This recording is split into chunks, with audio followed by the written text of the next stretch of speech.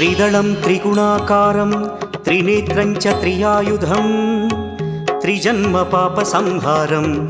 एकबिल्वं शिवार्पणम् त्रिशाखैः बिल्वपत्रैश्च अच्छिद्रैः कोमलैः शुभैः तव पूजां करिष्यामि एकबिल्वं शिवार्पणम् कोटिकन्या महादानं तिलपर्वतकोटयः काञ्चनं शैलदानेन एकबिल्वं शिवार्पणम् काशीक्षेत्रनिवासं च